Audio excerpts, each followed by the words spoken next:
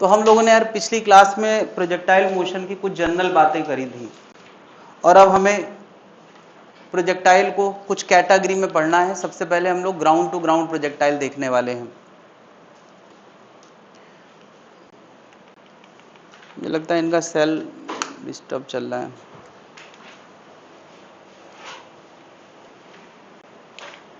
Okay, जमीन से जमीन पे इमेजिन करो कि कोई फुटबॉल, हमने फुटबॉल ही आमतौर पे जमीन से प्रोजेक्टाइल करती हैं। अभी क्रिकेट बॉल है तो सोचो लेट के फेंका गया है, क्योंकि जमीन से जमीन तो वही हो सकता है ना, लेट के फेंका गया, या बॉल एकदम जमीन में गिरने वाली तो तभी बैट चला है, और कैच करने वाले ने जमीन से ठीक पहले कैच कर लिया है। कोई बात नहीं।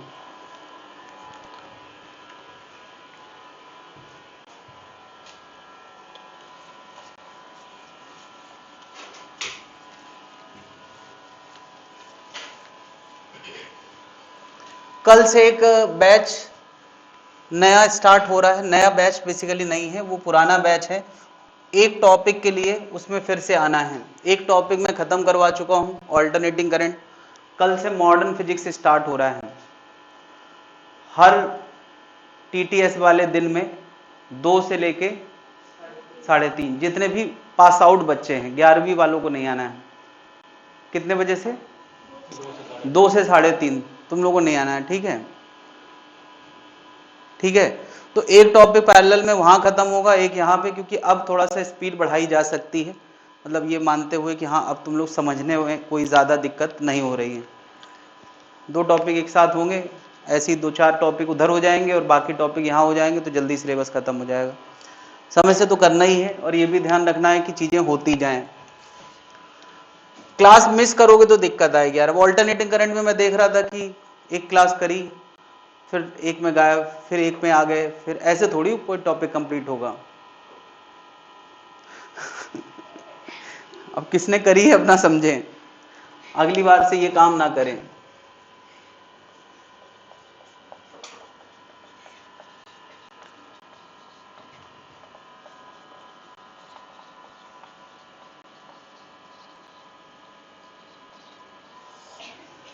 तो हमने यार जमीन से बॉल फेंकी है और जमीन में गिरने तक का डिस्कशन करना चाह रहे हैं।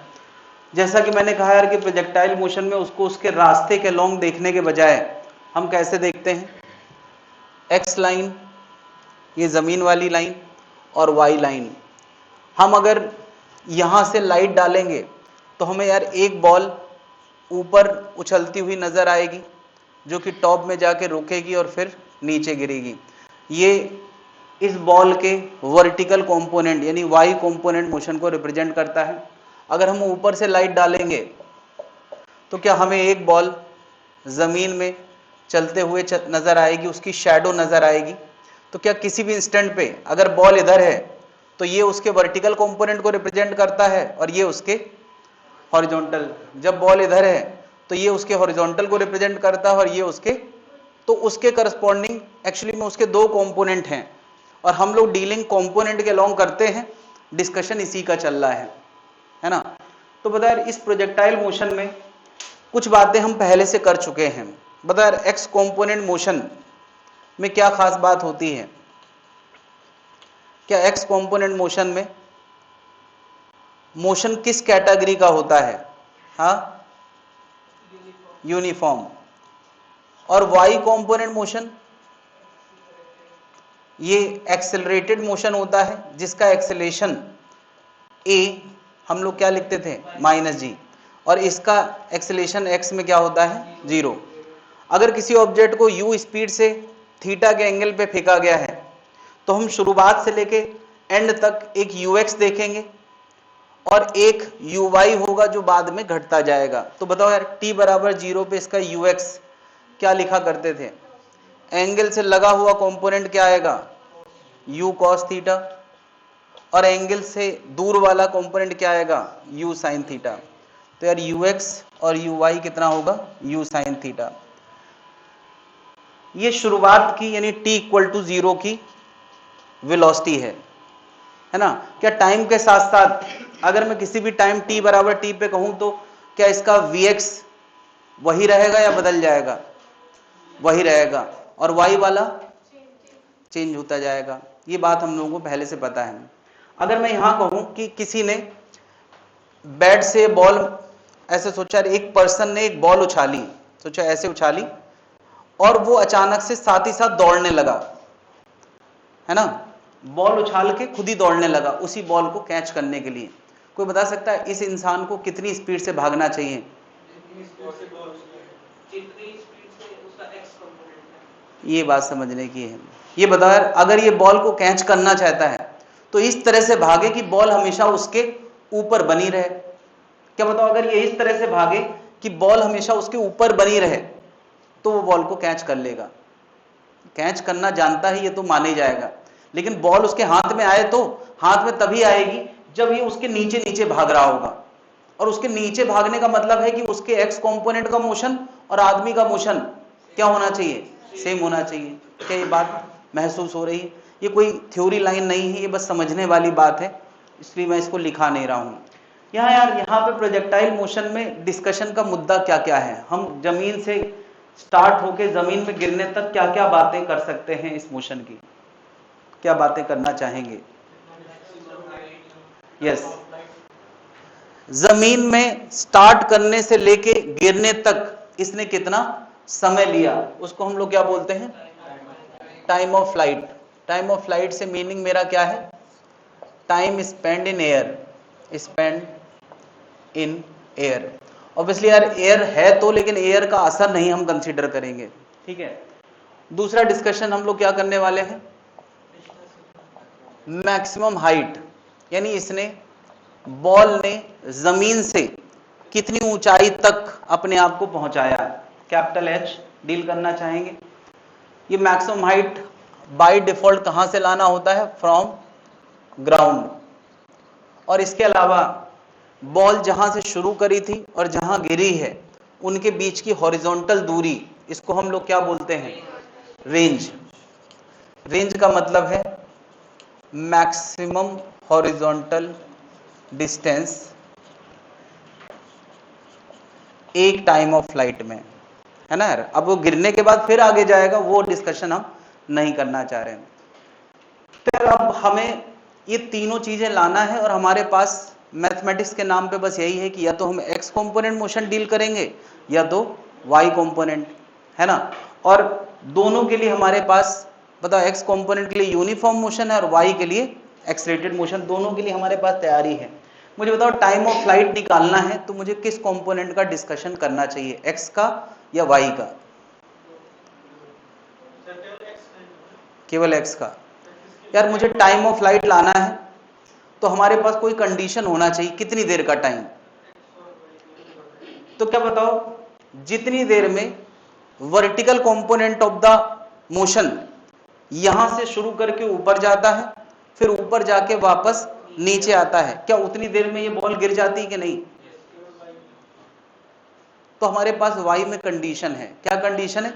जितनी देर में ऊपर जाके वापस नीचे आ जाता है, मतलब उसका एस वाई क्या हो जाता है? जीरो। यार यही तो मतलब हुआ, जितनी देर में उसका एस वाई जीरो हो गया है उतनी देर के टाइम को हम टाइम ऑफ फ्लाइट कह सकते हैं कि नहीं? यानी हमें कंडीशन पता है, एस वाई जीरो होने का जो टाइम है उसको हम टाइम ऑफ फ्लाइट कह सकते हैं। यानी हमें यहां पे डिस्कशन किस कंपोनेंट का करना है? Vertical component motion. तो बता क्या फॉर्मूला लगाएं? वर्टिकल कंपोनेंट में कौन सा फॉर्मूला हमें लगाना चाहिए बताएं जरा। एस पे कंडीशन है और टाइम टी हमें लाना है, क्या लगाएं? बिल्कुल यार, एस इक्वल टू, ये सारा डिस्कशन हम वर्टिकल कंपोनेंट के लिए कर रहे हैं। अब बताओ एस की जगह क्या रख दें? जीरो। यू की जगह यार यू वाई, हमें सब वाई डिस्कशन करना है ना भाई, तो यू वाई कितना? You sine theta. और ये टी हमें लाना है, उसका नाम मैंने कैपिटल टी रख दिया है। ए वाई की जगह यार, क्या पूरी वर्टिकल डिस्कशन हम लोग स्ट्रेट लाइन मोशन में बहुत बार कर चुके हैं, वही डिसीजन यहां लेना है। तो क्या यहां से टी कॉमन ले लें, तो ये आएगा you sine theta minus G T by two बराबर जीरो। तो टी के दो आंसर आएंगे, एक आएगा टी बराबर जीरो और इसको जब जीरो करोगे, इसको जब जीरो करोगे तो आंसर आएगा टी बराबर 2u साइन थीटा बाई जी, यही टाइम ऑफ फ्लाइट है। क्या बात समझ में आ गई है? क्या किया है ये समझ में आ रहा है? चलो ये भी कर लेते हैं। मैक्सिमम हाइट लाना है तो हमें हॉरिजॉन्टल डिस्कशन करना चाहिए या वर्टिकल डिस्कशन करना चाहिए? हाँ यार, मैक्सिमम हाइट चीजी वर्टिकल है तो उसका हॉरिजॉन्टल डिस्कशन करने से कोई फायदा, हमें कौन सा डिस्कशन करना है? वर्टिकल। क्या डिस्कशन करना है वर्टिकल में? क्या पता यार, हम पार्टिकल को देखना बंद करें, हम ऐसे समझा जितनी देर में ये बॉल किसी वेलोसिटी से शुरू करके रुक गई है, क्या उतनी देर में ये जितना ऊपर गया है वही उसका क्या है? Maximum height. क्या पता प्रोजेक्टाइल कितनी ऊंचाई पे गया है वो वर्टिकल शैडो में नहीं देखा जा सकता है, और वो डिस्प्लेसमेंट है कब तक का? जब उसका वी क्या हो गया है। क्या इसमें मैथमेटिकल कंडीशन क्या है? हमें वर्टिकल मोशन डिस्कस करना है, और वर्टिकल मोशन में जब वी 0 हो गया है तब का डिस्प्लेसमेंट लाना है, उसी का नाम क्या है? h। तो यार इस वर्टिकल कंपोनेंट में हमें कौन सा फॉर्मूला लगाना है? ये वही बातें हैं जो हमने प्रिलियंटर ग्रेविटी पढ़ी है, v square equal to u square plus 2as, सारा डिस्कशन y कंपोनेंट के लिए कर रहे हैं। तो v y 0, u y u sine theta, a y minus g, और s का नाम क्या है? h। ये 2gh इधर आ जाएगा, ये बन जाएगा u square sine square theta. तो h का आंसर कितना आ गया? u square sine square theta by 2g। ये मैक्सिमम हाइट का फॉर्मूला आ गया। क्या हम स्ट्रेट लाइन मोशन तो अभी भी कर रहे हैं, है ना? अभी तक हमने 2 स्ट्रेट लाइन मोशन लगाए हैं। रेंज के लिए हमें कौन सा डिस्कशन करना है? यार अब ये तो समझ में आना चाहिए कि रेंज चीजी हॉरिजॉन्टल है तो हमें कौन सा डिस्कशन करना है? हॉरिजॉन्टल। तो यार हॉरिजॉन्टल डिस्कशन यानी एक्सेलरेटेड मोशन या यूनिफॉर्म मोशन? यूनिफॉर्म। और यूनिफॉर्म मोशन में हमने केवल एक ही फॉर्मूला पढ़ा है। क्या पढ़ा है? S बराबर VT। और क्या इसी Sx का नाम रेंज है? Sx का मतलब x में कितना चला है। अच्छा, कितने टाइम में? क्या जितनी देर में ये वर्टिकल शैडो ऊपर जाके नीचे आती है उतनी ही देर में तो हॉरिजॉन्टल शैडो यहां चलती है। तो मैं कहूंगा यार हॉरिजॉन्टल शैडो एक टाइम ऑफ फ्लाइट में जितना चली है वही रेंज है। क्या नहीं है? क्या दोनों शैडो एक ही साथ तो चलती हैं? नहीं, क्या अलग अलग चलती हैं? एक ही साथ चलती हैं। तो यार Vx की जगह कितना और T की जगह कितना? तो T की जगह टाइम ऑफ फ्लाइट और Vx की जगह u cos थीटा, और टाइम ऑफ फ्लाइट हम ला चुके हैं। कितना ला चुके हैं? यार ये इधर रख देंगे तो ये आ जाएगा u इंटू यू स्क्वायर, इसके अलावा लिखा है 2 sine theta cos theta by g. क्या इस चीज को हम लोगों ने ट्रिग्नोमेट्री में कभी पढ़ा होगा? इसको हम लोग साइन 2 थीटा लिख सकते हैं। तो रेंज कितना आ गया? U square sine 2 theta by g. क्या तीनों बातें समझ में आ गई हैं हमें? Accelerated motion, uniform motion. देखो यार अल्टीमेटली फॉर्मूला तो रटना ही है, मगर अगर ये भाव मन में आएगा तो हम नई चीजों को हैंडल आराम से कर पाएंगे। हर टॉपिक की अपनी एक लैंग्वेज क्रिएट होती है, वो लैंग्वेज समझना जरूरी है। नोट करते हैं।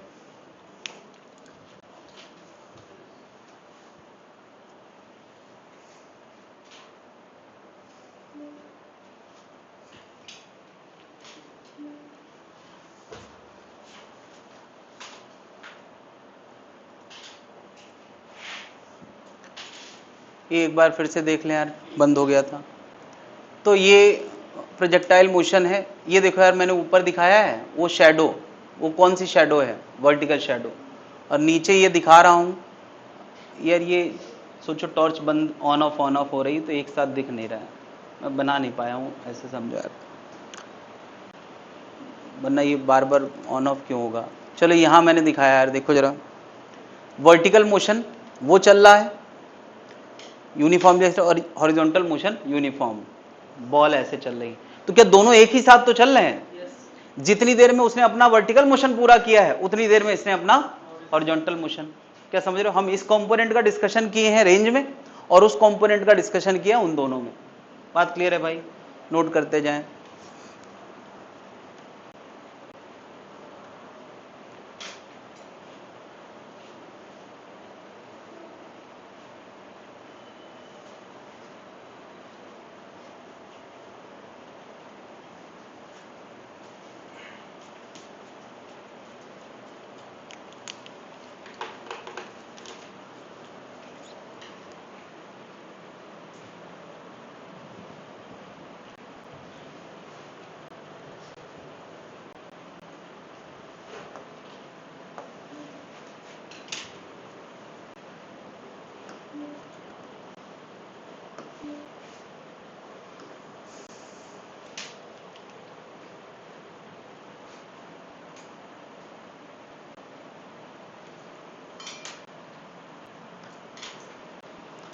नोट नहीं करेंगे?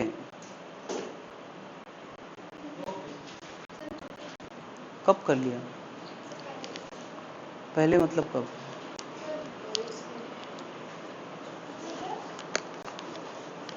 फिर से कर लो, उससे क्या नुकसान है?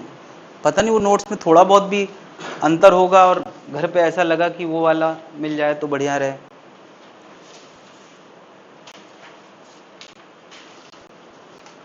हाँ भाई, तो हम लोगों ने 3 फॉर्मूले ला दिए हैं, time of flight, maximum height और रेंज के। अब बहुत सारी चीजें सीधे सीधे फॉर्मूला बेस्ड होती हैं, अगर हमें डिसीजन लेना आते हैं तो ऑन द स्पॉट हम बता सकते हैं। नोट कर लें पहले, जब हरी झंडी दे दोगे तब आगे बढ़ेंगे, कोई जल्दबाजी नहीं है। 2-2 बैच में पढ़ेंगे तो सिलेबस तो खत्म हो जाएगा।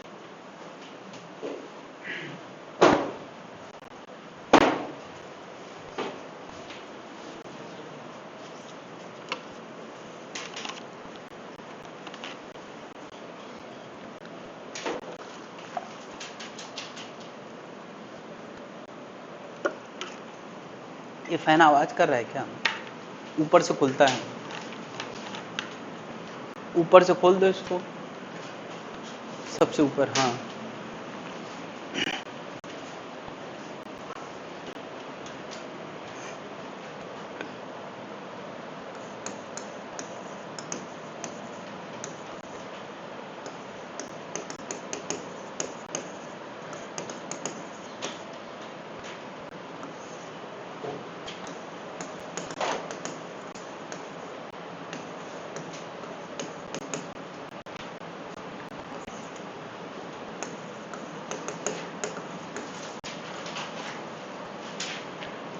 तीन फॉर्मूले हमने लगाए हैं, टाइम का, हाइट का और रेंज का। कोई तुमसे कह रहा कि टाइम,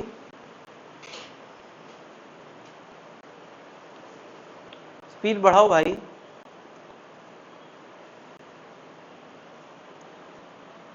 टाइम को सबसे ज्यादा कराना है, ये टाइम का फॉर्मूला है। किसी बॉल के लिए टी सबसे ज्यादा कराना है, यू जितना है उतना है, मतलब एक आदमी किस स्पीड से बॉल को फेंक सकता है वो एक लिमिट से ज्यादा नहीं बदला जा सकता, तो वो अपनी पूरी ताकत लगा के फेंक रहा है और हमें टी को सबसे ज्यादा रखना है। तो और क्या बदल सकते हैं? जी हम बदल नहीं सकते हैं, यू एक लिमिट से ज्यादा हो नहीं सकता, तो क्या बचा? एंगल। तो बता इस टाइम ऑफ फ्लाइट के फॉर्मूले में एंगल क्या रखें कि टाइम सबसे ज्यादा आ जाए? यार for T to be max, टी को मैक्सिमम होने के लिए क्या हम साइन थीटा को सबसे बड़ा रखेंगे, और साइन थीटा या कॉस थीटा सबसे बड़ा 1 होता है at theta equal to what? 90 degree. यानी थीटा 90 रखेंगे तो टी सबसे बड़ा आएगा। और कोई पूछे यार टी सबसे बड़ा कितना आएगा, तो अब हम साइन थीटा 1 रख देते हैं तो कितना आ जाएगा? 2u by g. क्या ये बात समझ में आ रही है? टी मैक्स इक्वल टू कितना? 2u बाई जी।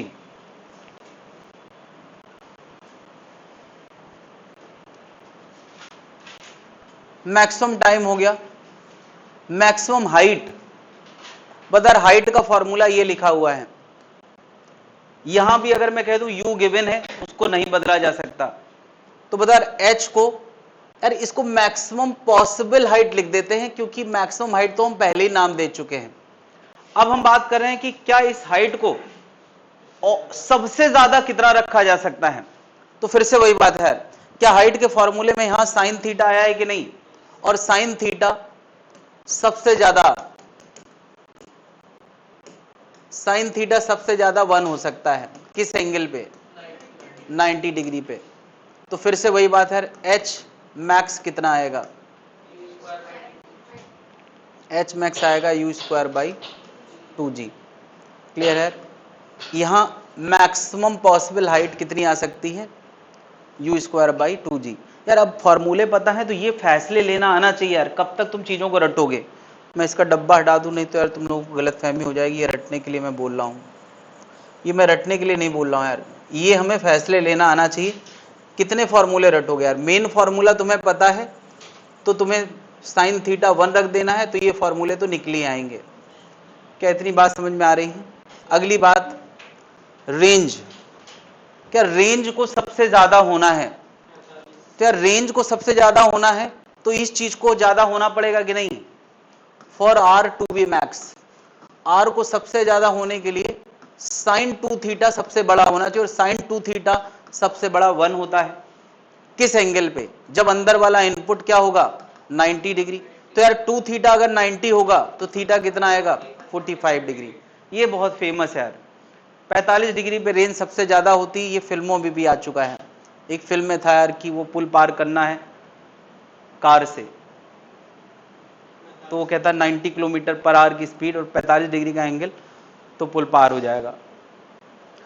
फिर वो एक पत्थर फेंकता है तो पुल गिर जाता है और बड़ा हो जाता है। कहता है कोई बात नहीं, अभी 120 किलोमीटर पर आवर की स्पीड और 45 डिग्री का एंगल। तो एंगल हर बार 45 डिग्री क्यों बोलता है? क्योंकि रेंज सबसे ज्यादा उसी में है। तो कार कूदती है और उसके बाद कार खत्म हो जाती है 45 डिग्री के एंगल पे। तो बता, रेंज मैक्स का फॉर्मूला क्या बन जाएगा? उसी फॉर्मूले में हम साइन 2 थीटा को 1 रखेंगे तो ये कितना बन जाएगा? U square by g. Clear है भाई?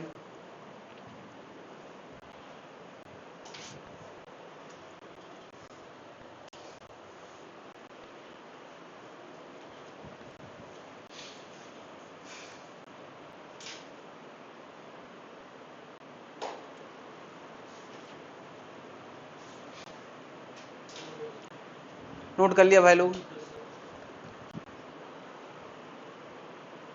अच्छा, जो फॉर्मूले मैंने अभी यहां बताए हैं, इनके आगे एक एक लाइन में और बढ़ा रहा हूं, जरा ध्यान दें। मैं ui को ui लिखे रहने देता तो बताओ, जहां मैंने u sin थीटा लिखा है वो बेसिकली ui था कि नहीं था? तो ये टाइम ऑफ फ्लाइट का फॉर्मूला आता है 2ui बाई जी। कभी कभी ऐसा होगा कि तुम्हें ui सीधे सीधे पता होगा तो तुम ऐसे भी इस आंसर को लिख सकते हो, 2u sin थीटा बाई जी, जहां u sin थीटा क्या है? ui है। इसी तरह से क्या बताओ, ये u sin थीटा का होल स्क्वायर है, मतलब किसका होल स्क्वायर है? ui का होल स्क्वायर है। तो लोग ऐसे भी याद रख सकते हैं। इसी तरह से रेंज में बताओ जरा, ये जो फॉर्मूला आया है ये इसमें vx और ux हमेशा सेम रहता है, और टाइम का आंसर क्या आया है? 2uy बाई जी। तो इसको मैं और क्या लिख सकता हूं? इसको मैं लिख सकता हूं 2ux uy बाई जी। ये भी एक नजरिया है यार। vx हमेशा सेम रहता है जितना ux होता है, और टाइम ऑफ फ्लाइट को क्या लिख सकते हैं? 2uy बाई जी। तो ये बन जाएगा 2ux uy बाई जी। कभी कभी ऐसे भी चीजें दे दी जाती हैं तो हमें सीधे पता, तो इतना इतना बढ़ा लें जरा। और किसी को इसको समझने में कोई दिक्कत है तो डिस्कशन कर सकते हैं।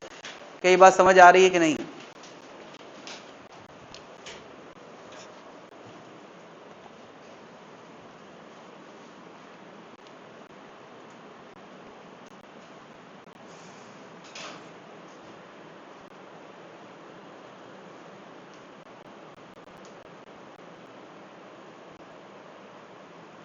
कभी कभी यूएक्स यूआई सीधे पता होंगे ना तो ये फॉर्मूला काम आएगा।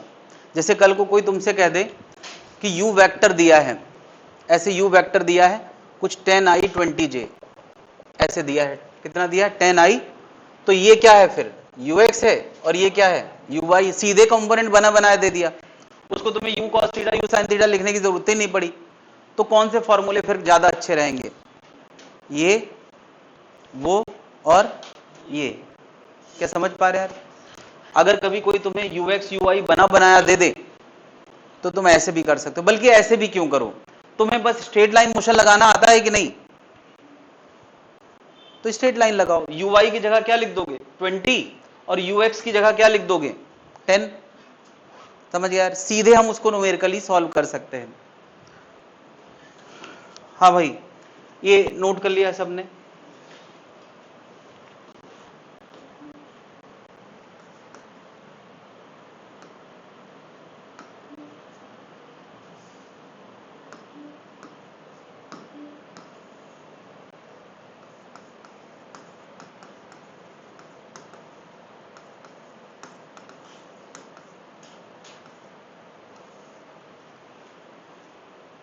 किसी प्रोजेक्टाइल मोशन में दो एंगल ऐसे होते हैं जिनके लिए हाइट अलग होगी बट रेंज सेम होगी।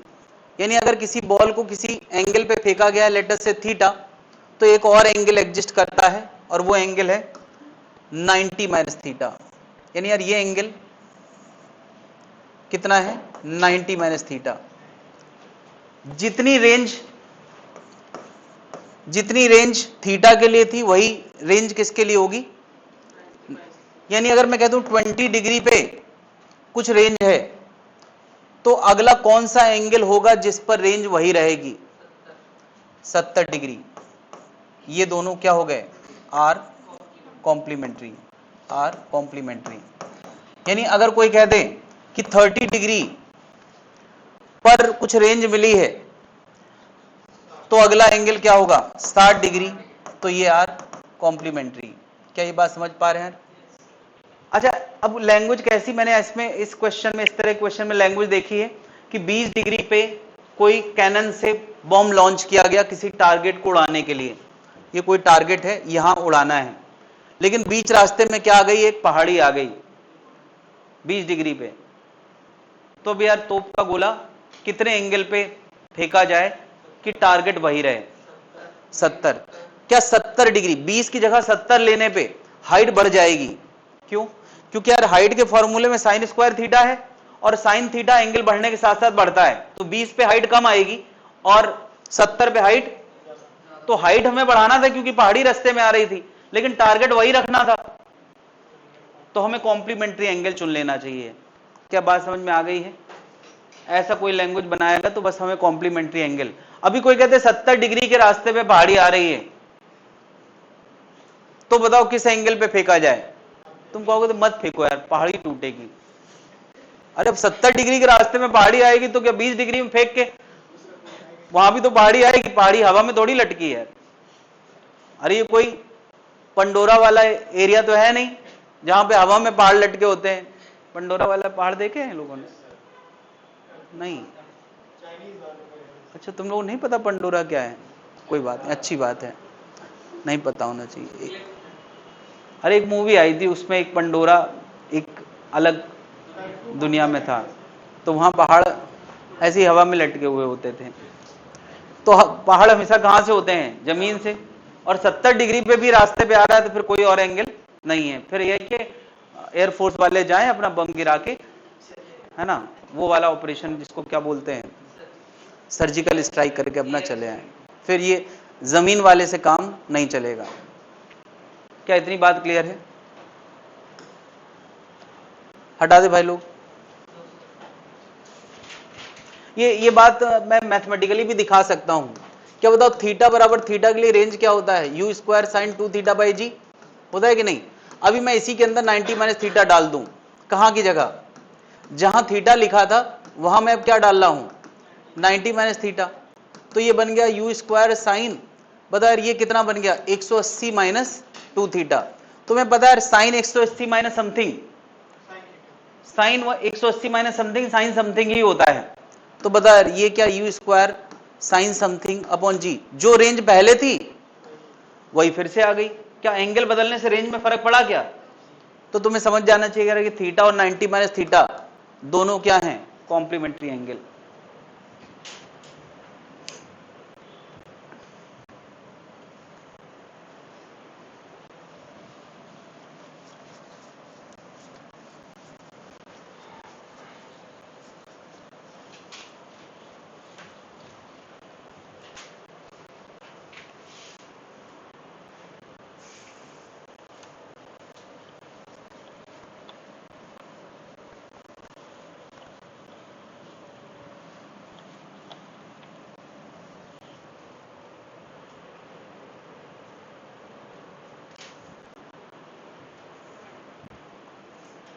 नोट कर लिया भाई।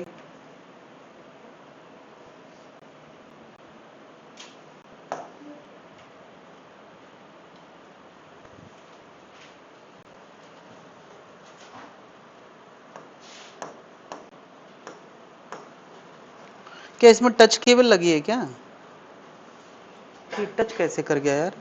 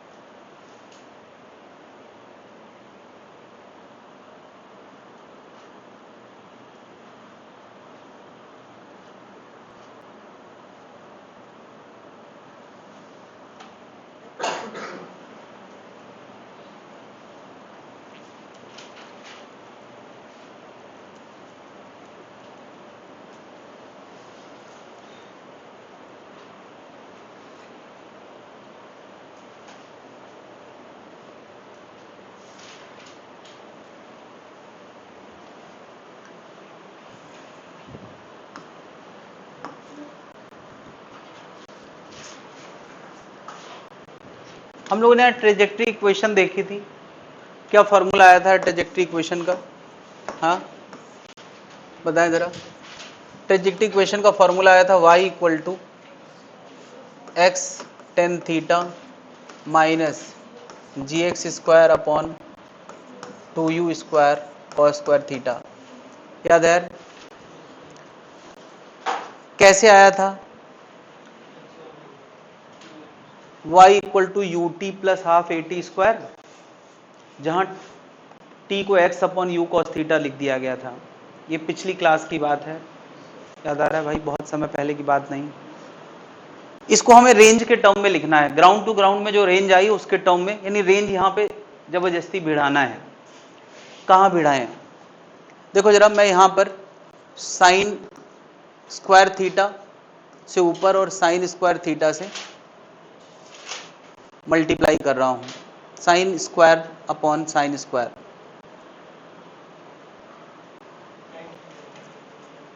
Sine theta sine upon sine से मल्टीप्लाई कर रहा हूं बस, ठीक। फायदा क्या? एक साइन और एक स्क्वायर, दो कॉस है ना स्क्वायर का मतलब, तो साइन अपॉन कॉस क्या बन गया? टेन।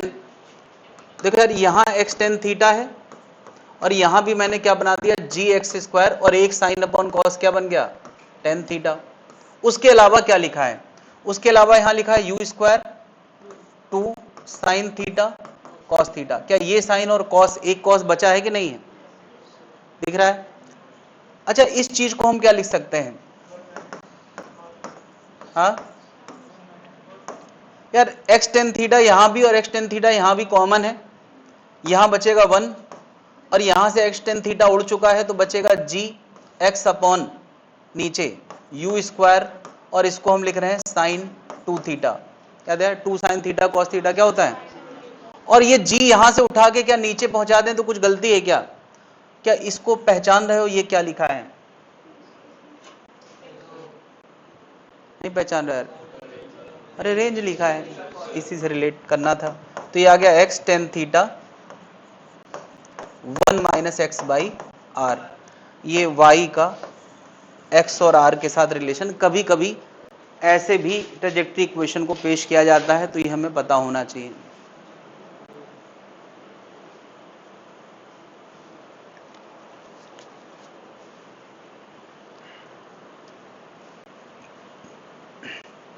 तो यार, ये छोटे मोटे चेंजेस करना अगर तुम्हें आ गए ना, तो फिर फिजिक्स में कुछ भी मुश्किल नहीं है। मेन चीजें बस याद रखो, बाकी चीजें बनती चली जाएंगी। ट्रेजेक्ट्री इक्वेशन पता है तो ये फॉर्मेट बनाया जा सकता है।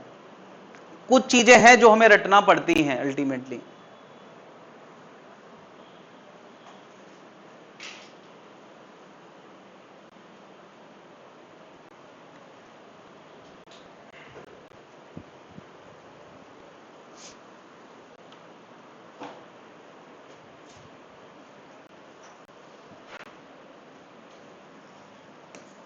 इन टर्म्स ऑफ रेंज, ये पता नहीं क्या लिखा, इन टर्म्स ऑफ रेंज।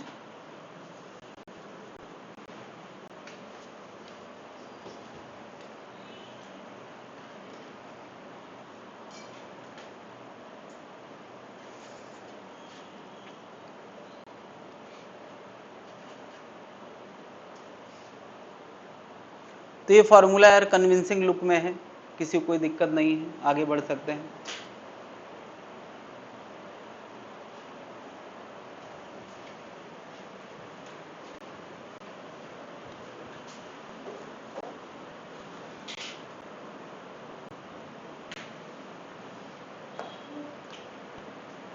यार ये एक क्वेश्चन है कि कोई प्रोजेक्टाइल मोशन हो रहा है और प्रोजेक्टाइल मोशन में मैंने कोई एक पी पॉइंट ले लिया है, ये कोई एक पी पॉइंट ले लिया है, कोई भी पी पॉइंट ले लिया है। उस पी पॉइंट से मैंने स्टार्ट वाले पॉइंट को और एंड वाले पॉइंट को जोड़ा है, जिससे कि एक ट्राइंगल नजर आएगा सबको। ये ट्राइंगल सबको नजर आ रहा है। इस ट्राइंगल में ये एंगल को अल्फा बोला गया है, इस एंगल को बीटा बोला गया है, और जिस एंगल से प्रोजेक्टाइल को फेंका गया था वो क्या है? थीटा है। इनमें मैं रिलेशन बनाने वाला हूं, अल्फा बीटा और थीटा में। Relation between alpha beta and theta.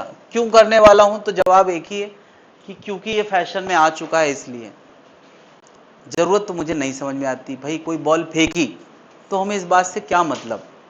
तो प्रैक्टिकली तो इसका कोई मतलब नहीं, बट क्वेश्चन पूछने वाले ने कभी पूछ लिया होगा तो आज तक फैशन में चल रहा है।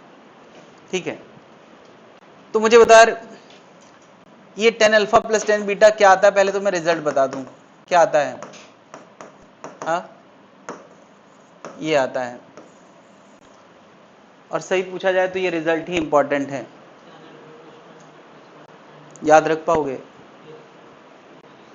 तो ठीक है, फिर आगे क्या बात करें? याद ही करना है, करना है, बता दें तो अच्छा लगेगा। देखो यार, ये पूरी दूरी क्या है? आर है। कुछ चीजों के एक्सप्लेनेशन ना लीक से हट के होते हैं, मतलब जिनकी बहुत ज्यादा रिपीटिशन नहीं होता है तो वो याद नहीं रह पाते। तो ये उन्हीं में से है कि अभी तक जो डिस्कशन चल रहा था वो बहुत पैटर्न डिस्कशन चल रहा था। मैंने स्ट्रेट लाइन मोशन से सब कुछ लिंक किया था, तो वो चीजें रिपीटेड है, वो तो याद रहेंगी ही। ये थोड़ा हटके है। मुझे बताओ 10 अल्फा, मैं यहाँ पर एक जबरदस्ती अपने मन से एक लाइन ड्रॉ कर रहा हूँ जिसकी ऊंचाई को y बोल दूं, चलेगा? इसको अगर मैं ओरिजिन 0 0 बोल दूं तो यहां से इस दूरी को क्या बोलोगे? x? नहीं, और वो क्या बोल दिया? y। इस पॉइंट के कोऑर्डिनेट हो गए x, y।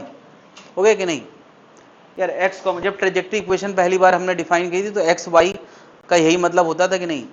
बताओ 10 अल्फा कैसे डिफाइंड है? परपेंडिकुलर बाई बेस, तो 10 अल्फा कितना हो गया? y by x.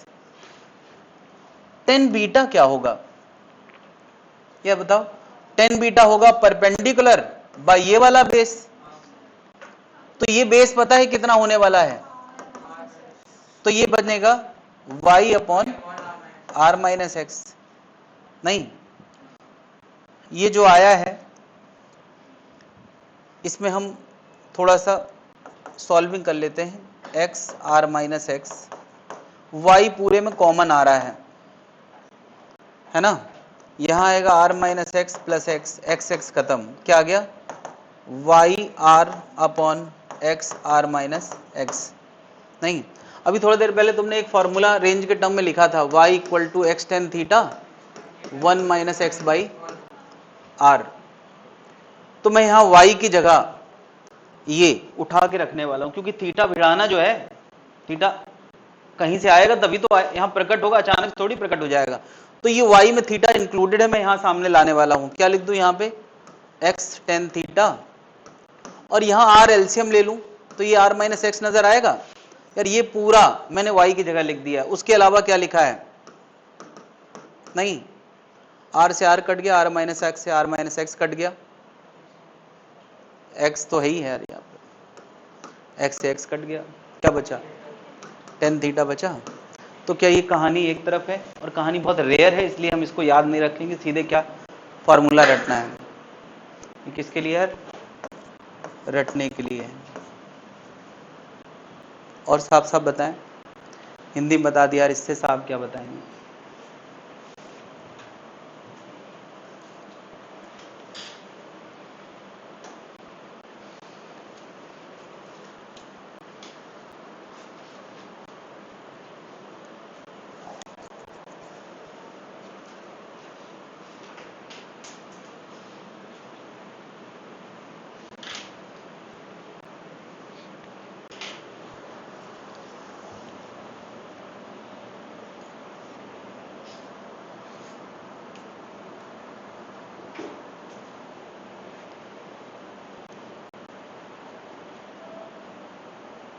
डेरिवेशन समझ लिया है तो नोट ना करें, फालतू में टाइम बर्बाद हो रहा है, सीधे आंसर लिख ले, इतना बहुत है। थोड़ा पहले से लिखना चालू कर दिएगा, तुम लोग सांस रोक के बैठ जाते हो यार, किसी दिन बेहोश ना मिलना तुम लोग। और उससे ज्यादा हो गया तो मैं क्या करूंगा, कैसे जवाब दूंगा?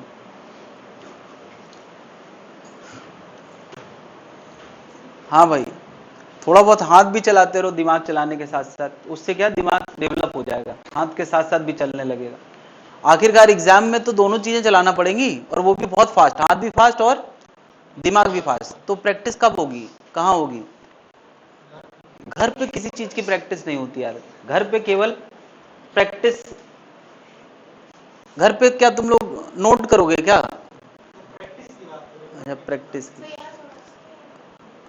घर पे प्रैक्टिस करते हो, यहां भी वही प्रैक्टिस करो।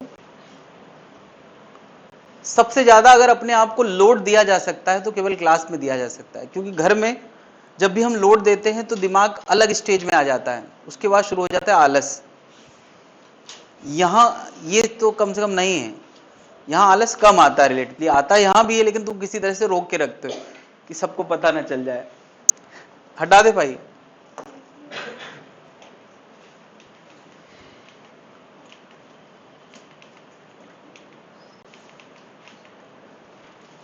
ये हेडिंग डालना है, product of two angle of projection,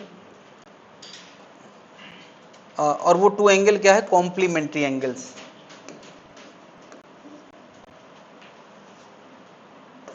for complementary angle.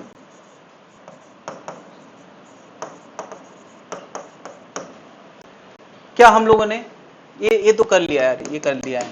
मैंने अभी थोड़ी देर पहले बात करी थी कि सेम रेंज होने के दो कॉम्प्लीमेंट्री एंगल होते हैं, कौन कौन? थीटा और, तो दो एंगल के लिए ऑब्वियसली यार, थीटा और 90 माइनस थीटा के लिए क्या टाइम ऑफ फ्लाइट थोड़ी सेम होते होंगे? रेंज सेम होती है। तो क्वेश्चन ये क्या लिखा है मैंने? Product of time of flight. तो एक बार थीटा के लिए टाइम ऑफ फ्लाइट लिखें तो कितना आएगा? वो आएगा 2u साइन थीटा बाई जी। एक बार मैंने थीटा बराबर थीटा के लिए लिखा है, और एक बार 90 माइनस थीटा के लिए टाइम ऑफ फ्लाइट लिखें तो क्या आएगा?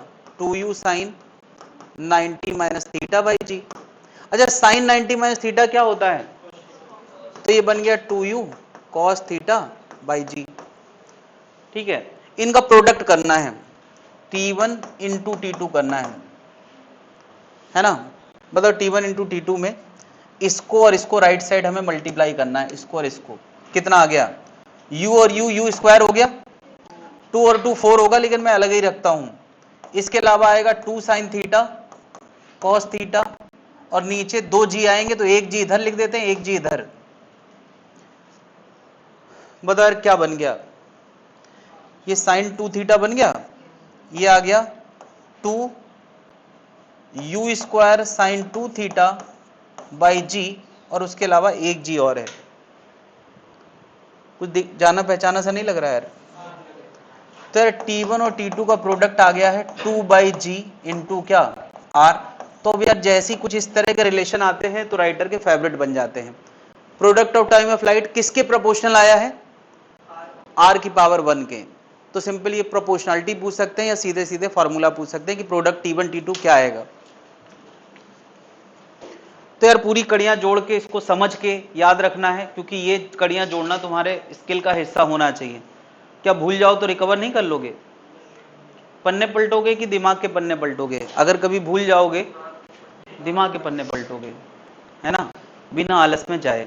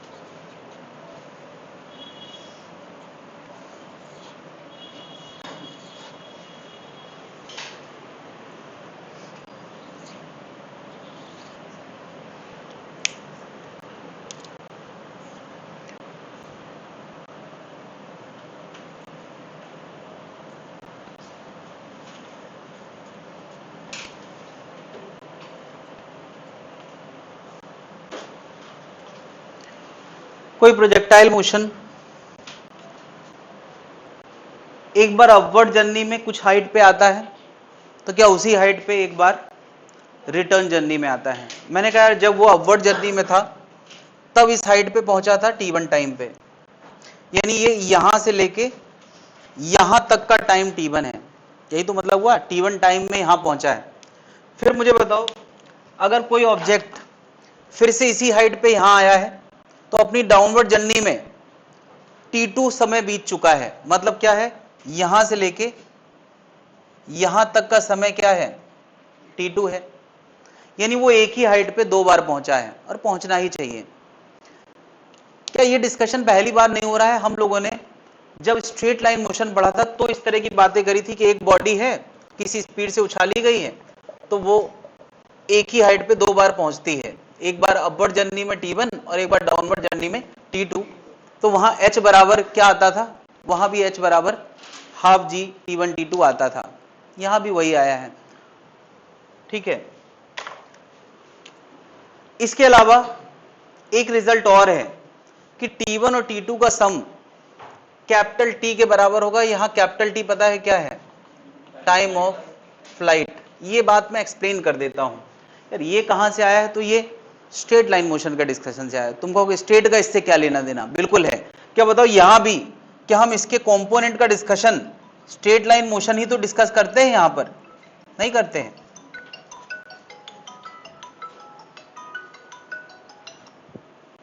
हेलो,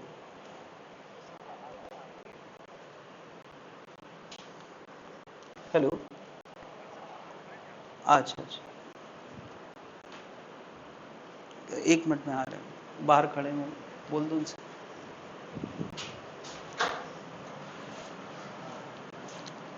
कि यहां से यहां तक का समय t1 है, यहां से यहां तक का समय t2 है।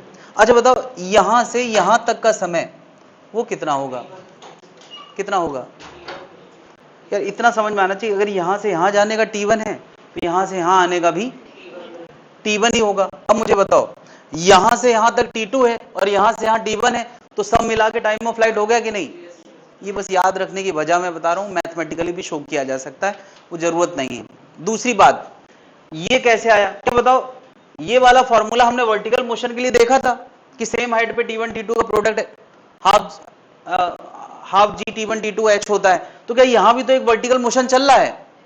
अगर हम कहें कि ये वर्टिकल मोशन चल रहा है जो किसी ui से शुरू होता है फिर वेलोसिटी 0 होती है, तो कि यहां भी तो किसी हाइट पे दो बार बॉडी निकली है, तो इस डिस्कशन से एक्सप्लेन किया जा सकता है कि नहीं। जो लॉजिक स्ट्रेट लाइन मोशन का तो वही इसका भी है।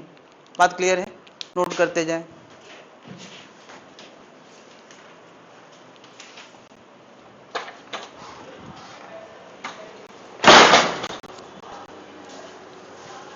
अब आपसे क्या बात करें, बता देंगे, क्लास ले रहे थे सर, वो बात करनी होगी खुद ही कर लेना, बता दीजिए। ठीक, हमने वैसे बता दिया था 3:30 4 बजे।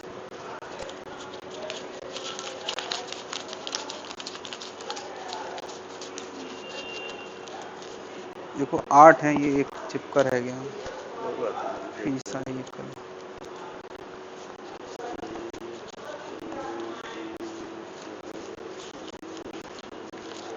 7:30 तो इसका मतलब ये खर्चा कर दिया क्या मैंने।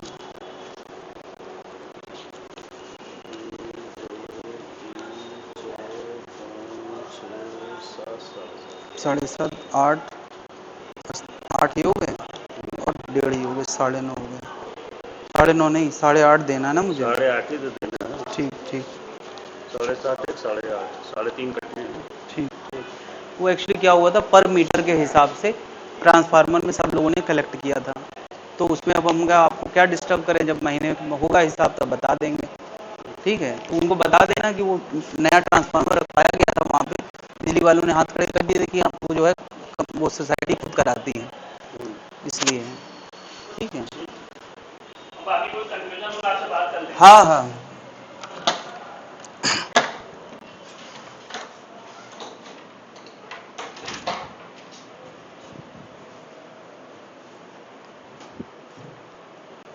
नोट कर लिया भाई। ये रिजल्ट सीधे सीधे लैंग्वेज में लिख के आएंगे तब हमें समझना पड़ेंगे, और सीधे सीधे आंसर। उस समय अगर हम मैथ्स लगाने बैठेंगे तो शायद नहीं हो पाएगा, है ना। और बस रिकॉल कराने के तरीके हमें जरूर सेट कर लेना चाहिए, क्योंकि जब हमारे दिमाग में अचानक से क्वेश्चन आएगा तो फिर ये मीनिंग तुम समझोगे कि यहाँ से यहाँ तक का T1, यहाँ से यहाँ तक का T2, तो इसका मतलब रिटर्न का ये भी T1 होगा, तो मिला के कितना हो गया, T1 + T2 equal to total time of flight. बात क्लियर है भाई?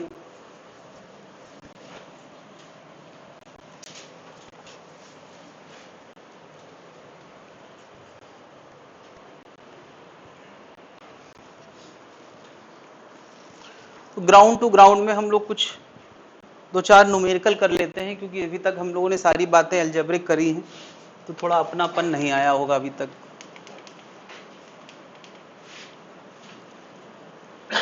थोड़ा अपनापन लाने के लिए बस।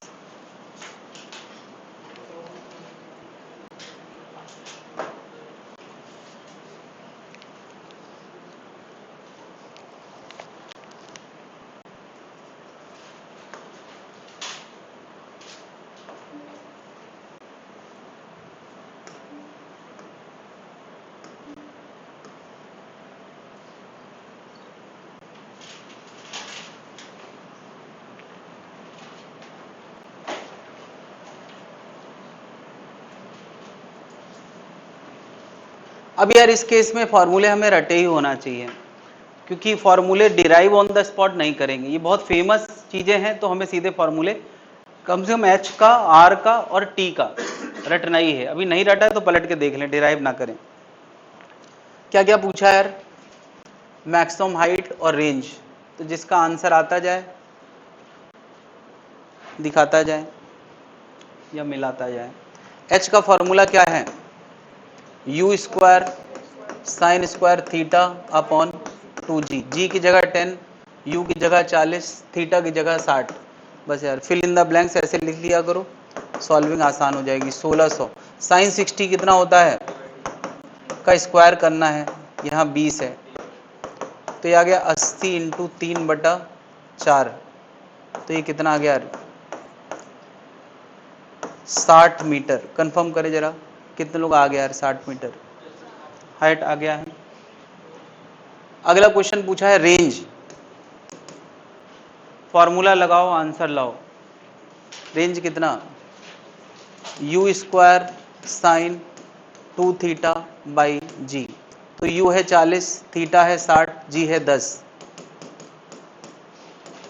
यार ये साइन 120 बन गया, ये थोड़ा सा दिक्कत कर सकता है, क्योंकि हमें साइन 120 की वैल्यू अक्सर नहीं पता होती, बट मैंने ट्रिग्नोमेट्री में बताया है साइन 120 करना क्या है, इसको हम साइन 90 + 30 सोच सकते हैं, है ना। जब भी यार 90 का मामला होता है तो साइन किस में बदल जाता है, कॉस में, और कॉस किस में बदल जाता है, तो ये साइन 90 + 30 को हम क्या लिख सकते हैं, साइन 30। और क्योंकि ये सेकेंड क्वाड्रेंट का मामला है और सेकेंड क्वाड्रेंट में कॉस 30, सेकेंड क्वाड्रेंट में साइन कैसा होता है, पॉजिटिव होता है, तो यहां पे ये पॉजिटिव साइन आएगा। 160 और ये कितना आ गया √3/2, तो ये 80 √3 आ गया। समझ गए भाई? अभी यार न्यूमेरिकल में तो अनलिमिटेड संभावना है, कैसी भी वैल्यू दी जाए करके निकाल लेंगे। इतने आसान क्वेश्चन की उम्मीद भी कर ही सकते हैं यार, आ सकता है, कर ले जाएंगे। हो गया।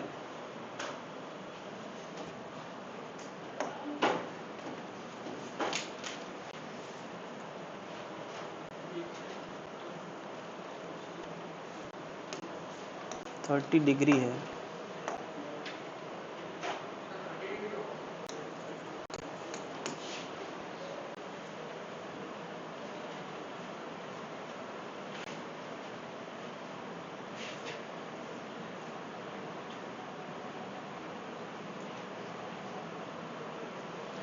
देखें यार कितने लोग सोच पाते हैं, लैंग्वेज को गंदा करने की कोशिश की है, हालांकि क्वेश्चन आसान है।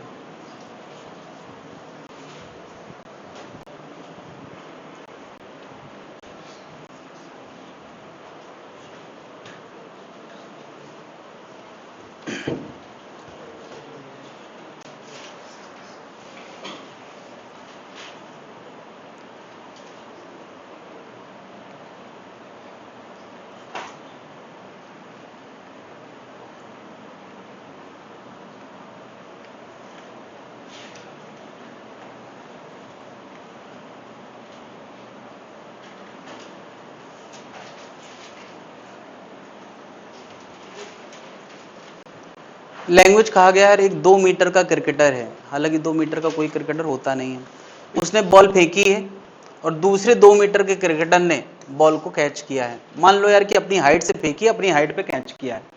क्वेश्चन पूछा गया यार मैक्सिमम हाइट फ्रॉम द, ये बताना है इसका वाई मैक्स कितना होगा, जमीन से कितनी ऊंचाई तक इसने बॉल को फेंका, कैसे निकालोगे भाई?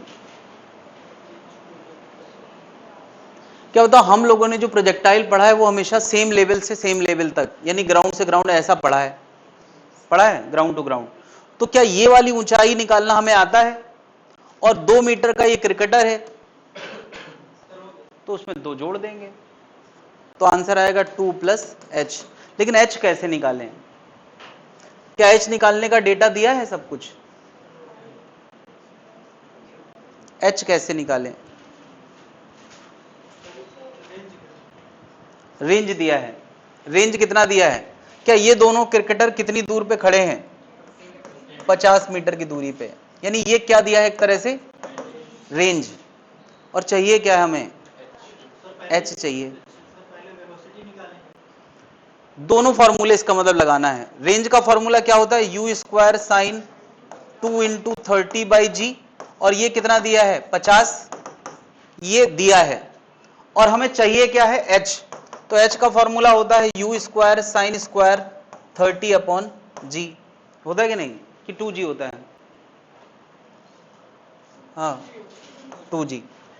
क्या बता, इस फर्स्ट इक्वेशन और इस सेकंड इक्वेशन में क्या करें जिससे h आ जाए और बाकी सबसे छुटकारा मिल जाए?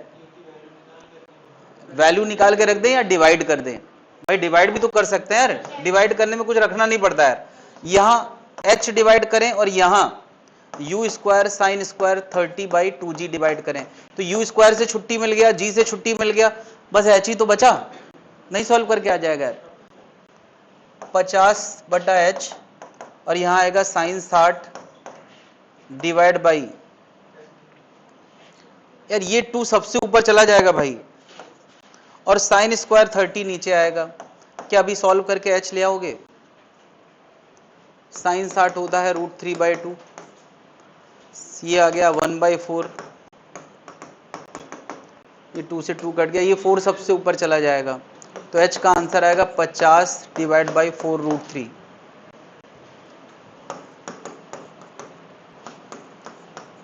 क्या समझ पा रहे हैं? कंपैरिजन बेस्ड, 2 सिचुएशन का कंपैरिजन करा के हमने आंसर ला दिया है।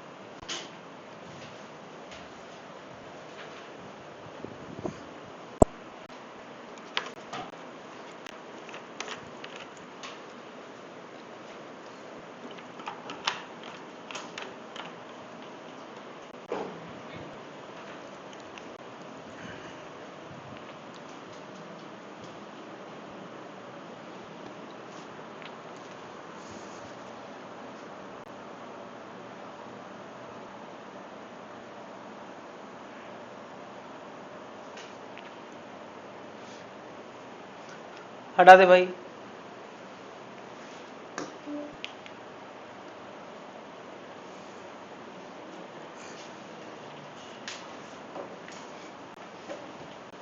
नोट नहीं करना है, बस मुझे लैंग्वेज पढ़ के बताएं।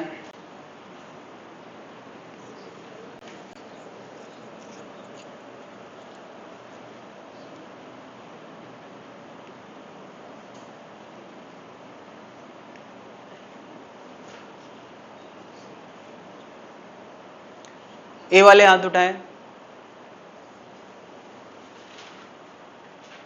बी वाले, सी वाले, डी वाले। सोच ले, पहले सोच ले लैंग्वेज पढ़ के। डी वाले हाथ उठाएं, डी वाले, डी। सी वाले, बी वाले, बी, बी। ए वाले हाथ उठाएं। भी सोच ही रहा यार। Projectile have same range for 2 angle of projection T1 and T2। तो यार सेम रेंज 2 एंगल के लिए होता है, एक थीटा के लिए और दूसरा 90 - थीटा के लिए। तो यार T1 टाइम थीटा के लिए है, तो T2 टाइम थीटा के लिए T1 है और 90 माइनस थीटा के लिए क्या है, T2 है। तो उनका प्रोडक्ट क्या आता था, ये अभी आज ही के दिन हमने निकाला है, पीछे पलट के देखो जरा, क्या आया था, G/2 2/G 2/GR आया था। फिर T1 और T2 का प्रोडक्ट जब तुम आज ला चुके हो 2/G इंटू R, तो बताओ इनका प्रोडक्ट किसके प्रोपोर्शनल है, अरे T1 इंटू T2 किसके प्रोपोर्शनल है, दैट्स इट, R की पावर 1 के प्रोपोर्शनल है। तो कौन सा आंसर हो जाएगा, क्या यार पढ़ा पढ़ाया अगर तुम लैंग्वेज गंदे से पेश करी है, यही तो राइटर का हक है भाई, लिखने वाला चाहता ही नहीं कि तुम लोग सिलेक्ट हो जाओ। बात सुन रहा है, घर वालों के अलावा दुनिया में कोई टीचर ज्यादा कोई नहीं चाहता कि तुम सिलेक्ट हो जाओ, और जो क्वेश्चन बनाता है वो तो बस ऐसे गंदे से पेश करेगा यार कि तुमने पढ़ा भी हो तो भी भूल जाओ, लेकिन तुम्हें यार भूलना नहीं भाई, हर हालत में आंसर देना आना चाहिए।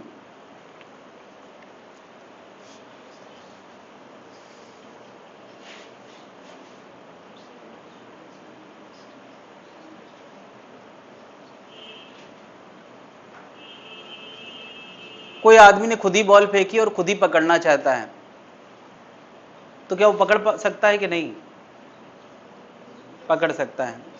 जिसने थीटा एंगल पे बॉल फेंकी है, u की स्पीड थीटा का एंगल, u की स्पीड थीटा का एंगल पे बॉल फेंकी है,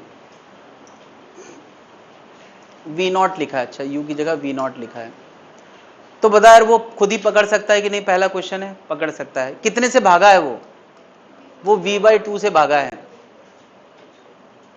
तो पूछा गया कितना थीटा हो जिससे वो पकड़ पाएगा। मैंने क्या बताया है कि क्या जरूरी है पकड़ने के लिए बॉल,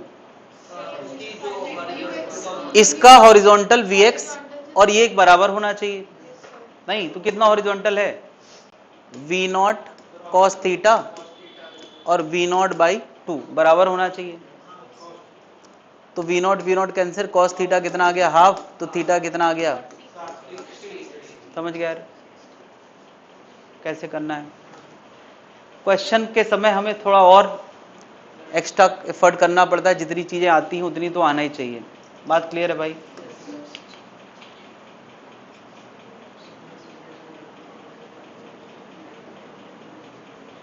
रेंज निकल आएगा भाई, अरे फॉर्मूला डालना है बस।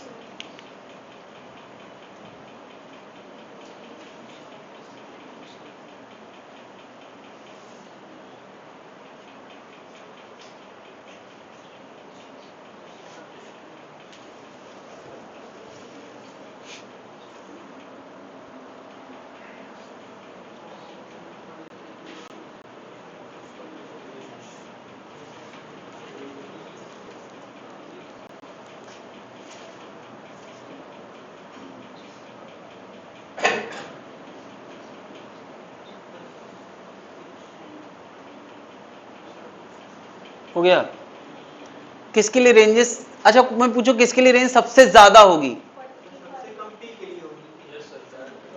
सबसे ज्यादा किसके लिए होगी, PQR, R के लिए सबसे ज्यादा होगी, 45 पे रेंज सबसे ज्यादा होती है। सबसे कम किसके लिए होगी, तो यार रेंज का फॉर्मूले में, रेंज के फॉर्मूले में sin 2 थीटा आता है भाई, क्या आता है, 2 थीटा। तो यार जिसके लिए sin 2 थीटा सबसे कम होगा उसी का रेंज सबसे कम होगा। वेलोसिटी तो सेम दी गई ना, तो sin 2 थीटा सबके लिए निकालो है। P के लिए sin 2 थीटा आएगा 2 इंटू 15 यानी sin 30 यानी हाफ, हाफ को ऐसे लिखो 0.5। Q के लिए बताओ जरा क्या आएगा sin 2 थीटा, 2 इंटू 30 sin 60। तुम्हें इतना तो पता होना चाहिए यार sin 60 sin 30 से ज्यादा होता है। साइन के अंदर जैसे जैसे एंगल बढ़ता है लेकिन 90 तक। फिर बताओ R के लिए, ये तो सबसे ज्यादा होता ही, R के लिए मत चेक करो यार, हमें सबसे ज्यादा थोड़ी बताना है। S के लिए चेक करो, साइन 2 इंटू 60 कितना हो गया यार, 120 हो गया। साइन 120 को हम लोग क्या लिख सकते हैं, इसको यार साइन 180 माइनस 60 लिख सकते हैं। यार मैं ये 180 माइनस 60 इसलिए लिख रहा हूं कि साइन ही में बना रहे। ये क्या आएगा, साइन 60 ही आएगा। माइनस क्यों, साइन तो सेकंड क्वाड्रेंट में पॉजिटिव होता है ना। तो यार दो के लिए सेम ही आंसर है यार, क्यू के लिए भी वही आंसर आएगा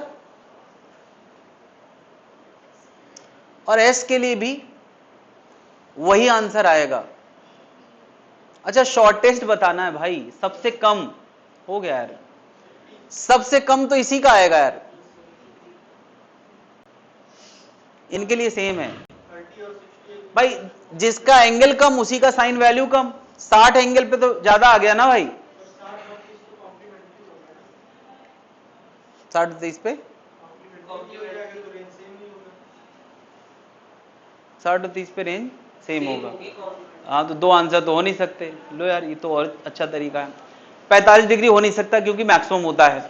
60 और 30 अगर होते तो दो आंसर होते, सिंगल चॉइस क्वेश्चन है, तो 60 और 30 हो नहीं सकता, तो फिर बचा क्या। ऐसे भी किया जा सकता है, कई बार ये भी मदद करता है कि दो आंसर थोड़ी होंगे यार, सिंगल चॉइस में दो आंसर कैसे हो सकते हैं, तो बचा फिर क्या, पी बचा, खत्म क्वेश्चन। क्लियर है भाई।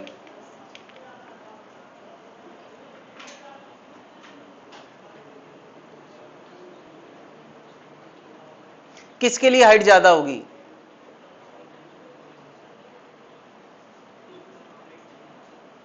क्वेश्चन में कोई एंगल,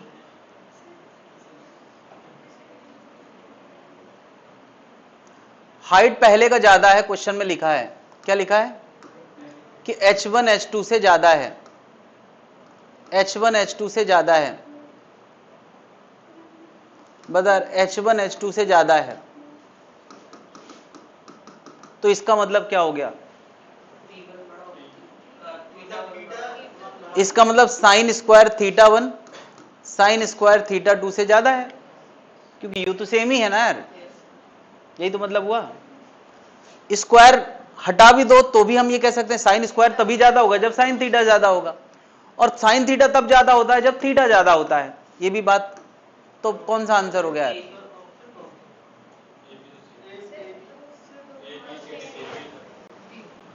उल्टा कर देते हैं। ठीक, अब बताओ ए हो गया। अच्छा अगर ए होगा तो ये भी होगा, ये मोर देन 1 आ गया यार गलती से, क्योंकि बता यार साइन थीटा अगर बड़ा होगा तो टाइम भी तो बड़ा हो जाएगा।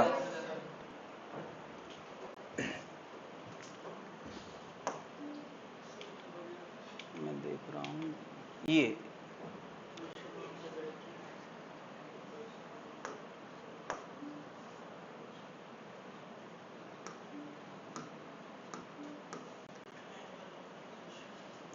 यू और थीटा बताना है, थीटा और यू बताना है।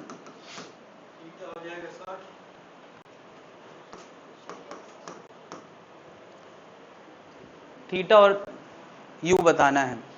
क्वेश्चन में ये ट्रेजेक्ट्री इक्वेशन ऐसे दी गई है, ये देखो यार y बराबर √3x माइनस g/2x² दिया है। क्या हम लोगों ने ट्रेजेक्ट्री इक्वेशन पढ़ी है कि नहीं पढ़ी, क्या पढ़ी है, हमने पढ़ी है tan theta x minus gx² upon 2u² cos², ये पढ़ी है। तो यार अगर ये भी प्रोजेक्टाइल की ट्रेजेक्ट्री है और ये भी प्रोजेक्टाइल की ट्रेजेक्ट्री, इसका मतलब दोनों सेम है, तो अब क्या कर सकते हो यार, इनको कंपेयर करो, तो x की जगह x है, x² की जगह x² है, g की जगह g है, इसके अलावा जो लिखा है उनको मैच करा दो। tan थीटा की जगह क्या आ गया, और tan थीटा किस एंगल पे √3 होता है, तो tan थीटा आ गया। ये देखो जरा 2u² cos² थीटा की जगह क्या लिखा है, 2 लिखा है, 2 से 2 गया। u कितना क्वेश्चन में दिया है, अच्छा u ही पूछा है, और थीटा हमारा आ ही चुका है, कितना आ चुका है 60, तो u² cos60 कितना होता है, तो u² बराबर आ गया 4, तो u बराबर कितना आ गया 2 मीटर पर सेकंड। क्या समझ पा रहे हैं, कल ले जाएंगे, कोई दिक्कत भाई। तो अभी यार ग्राउंड टू ग्राउंड में जितने फॉर्मूले आए हैं उन सब पे एक एक दो दो की प्रैक्टिस हो ही गई है, और क्वेश्चन की एक्चुअली कोई लिमिट नहीं होती, पता नहीं कब किसके दिमाग में क्या क्रिएटिविटी जाग जाए, तो हमें सब कुछ करना आना चाहिए जितना अभी पढ़ा है। ठीक है।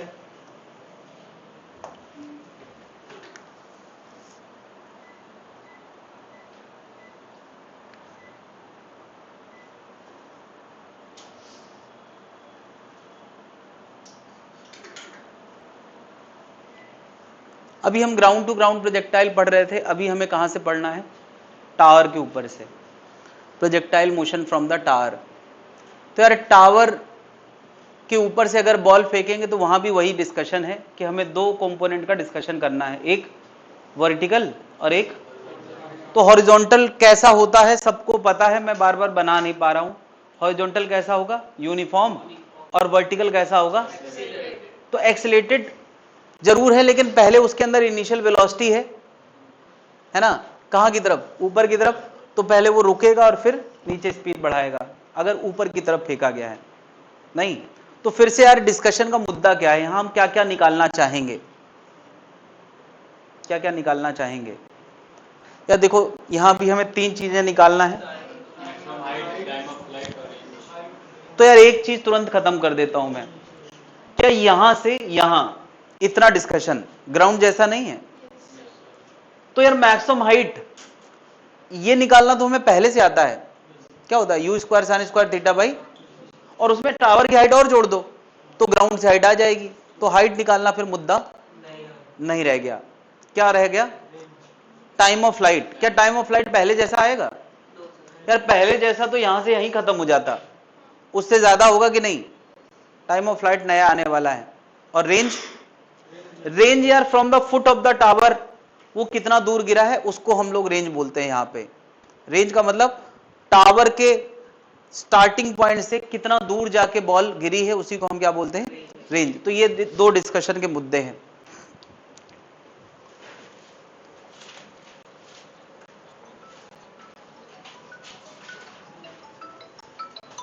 बात करिए।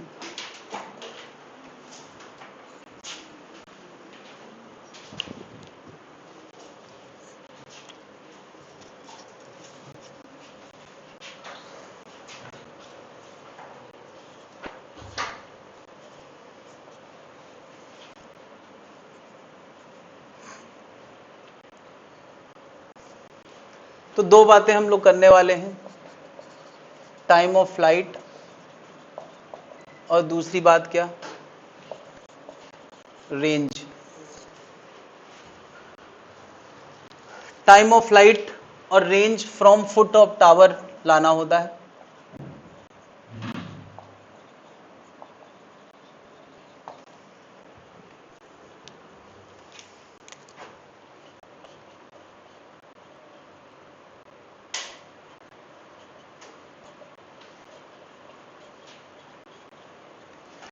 तो यार ये वर्टिकल कंपोनेंट डिस्कशन है, और हॉरिजॉन्टल डिस्कशन हमेशा कैसा होता है? यूनिफॉर्म। ठीक है। अच्छा ये डिस्कशन हमें तीन केस के लिए करना है, ये मैंने केस 1 का डायग्राम बनाया है। केस 2 क्या हो सकता है कि बॉल को हम लोग नीचे की तरफ फेंकें, नहीं हो सकता है, हॉरिजॉन्टल से नीचे की तरफ।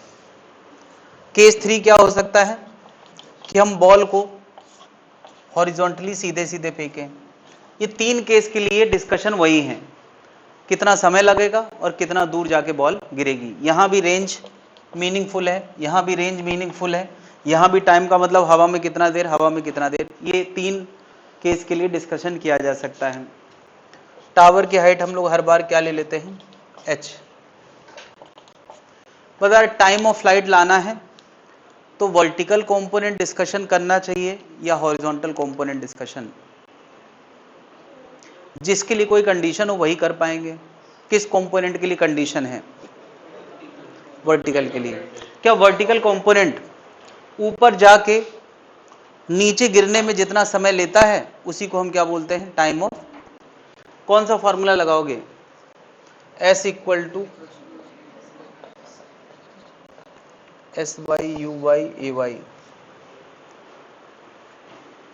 तो चलो सबसे पहले केस 1 के लिए बताओ। केस 1 के लिए एस वाई कितना है? सब भूल गया कन्वेंशन वगैरह। एस वाई है -h। अगर ये u से फेंका गया था और थीटा एंगल है तो ux कितना और uy कितना, नहीं uy कितना, प्लस का या माइनस का, ऊपर है ना, और a की जगह इंटू टी स्क्वायर। देखो यार वैल्यू दी होती तो हम इसको सॉल्व करके आंसर निकाल लेते, नहीं दी तो बस इतना करके छोड़ देते ताकि दिमाग में रहे कि ये करना पड़ेगा। जब वैल्यू दी होगी तो या तो फैक्टर होंगे या तो धरा 4 लगेगा, टाइम निकल आएगा। टाइम निकालना मुद्दा था।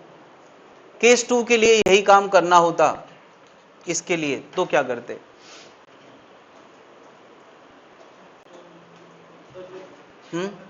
एस की जगह, यार फिर से बताओ, एस की जगह minus h once again, u की जगह माइनस यू साइन थीटा। क्या ये दिख रहा है कि इस बार इसका एक्स कंपोनेंट आगे आएगा और वाई कंपोनेंट नीचे आएगा, नहीं, और ए की जगह माइनस जी। क्या स्ट्रेट लाइन मोशन में ऐसी प्रैक्टिस हम लोगों ने करी है, वही काम अभी भी कर रहे हैं। केस 2 अगेन यार सॉल्व करेंगे तो निकल आएगा, सॉल्व एंड गेट टी, मैं लिख देता हूं, सॉल्व करना नहीं है। केस 3 अगर ऐसा केस आ गया तब हम लोग क्या करेंगे, हाँ ऐसा हॉरिजॉन्टली फेंका गया है तो बेटा हॉरिजॉन्टली फेंका मतलब थीटा कितना है हॉरिजॉन्टल के साथ 0 है, तो इसका ux आएगा u cos 0 मतलब u, और uy क्या आएगा u sin 0 मतलब 0।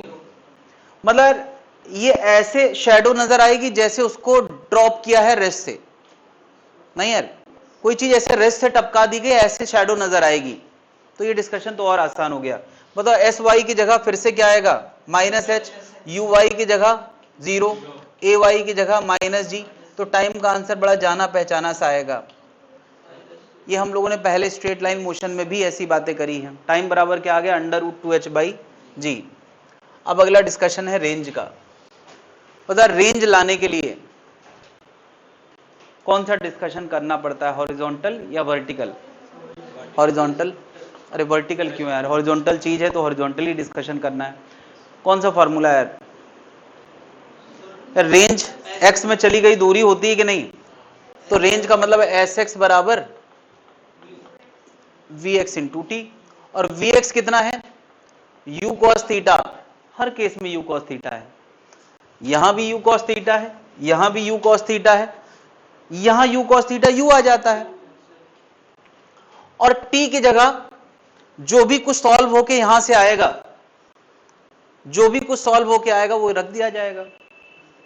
केस 3 के लिए डिस्कशन में थोड़ा अलग कर लेता हूं क्योंकि केस 3 ज्यादा फ्रीक्वेंट है। पता है केस 3 में रेंज u इंटू टी आएगा, और टी तो निकाल ही चुके हो ना यार, यार ये केवल केस 3 के लिए है, क्या समझ पा रहे हैं।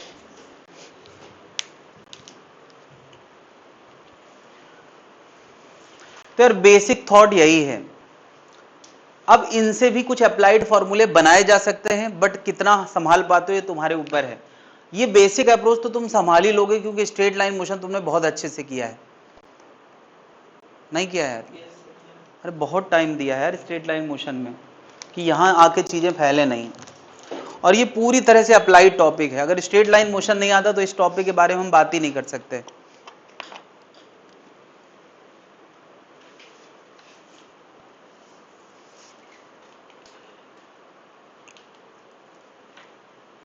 ये देखो केस 3 में शैडो कैसे दिखेगी, केस 3 में ऐसा लगेगा जैसे शैडो को रेस्ट से टपका दिया गया है, देख रहे हो यार, ये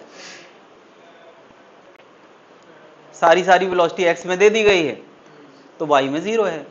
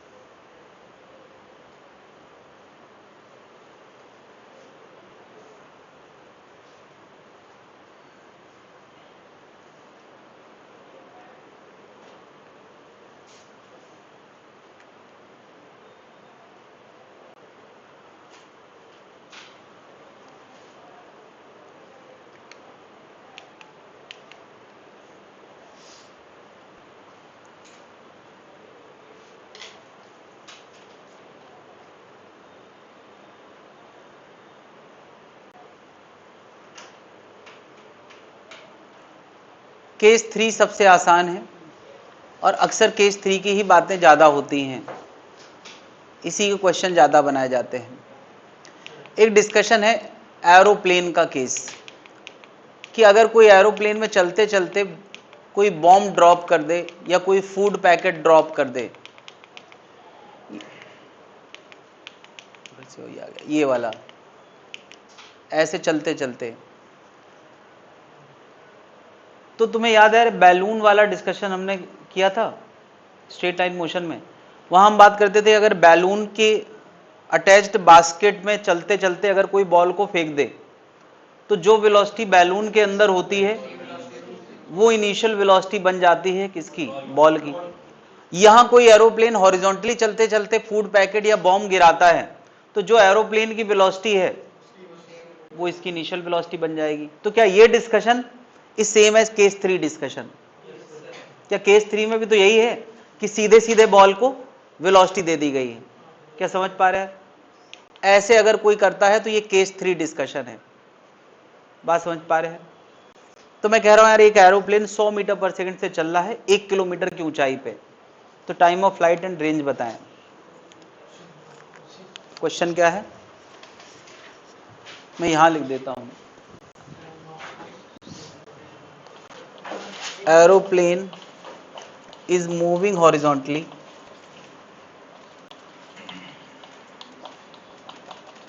with 100 meter per second and drop a food packet। बम नहीं लगाते यार वरना कोई वीडियो वायरल कर देगा कि बम गिराना ही सिखा रहे हैं। फूड पैकेट मैंने कर दिया, राहत सामग्री है। Aeroplane is moving horizontally with 100 metre per second, drop a food packet, find at a height 1 kilometer, find time of flight और दूसरा क्या, range from directly below the plane, यार यही हम निकालना ही जानते हैं कि हम रेंज हमेशा कहां से निकालते हैं। अगर एरोप्लेन ने यहां बॉम्ब फूड पैकेट छोड़ा है तो ये रेंज निकाल पाएंगे नहीं।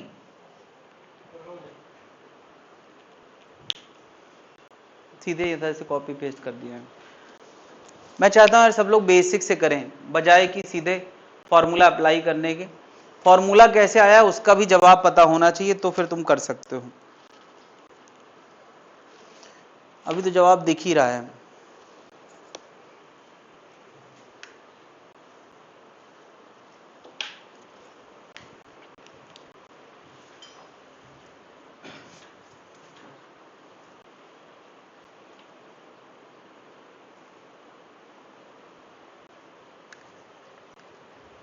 आ गया भाई? तो ये कौन सा डिस्कशन है भाई? केस 3 का डिस्कशन है। अगर ये 100 मीटर पर सेकंड से चल रहा था तो ये फूड पैकेट भी कितने से चल रहा था? तो बता इसका ux कितना हो गया और uy कितना हो गया? हाँ,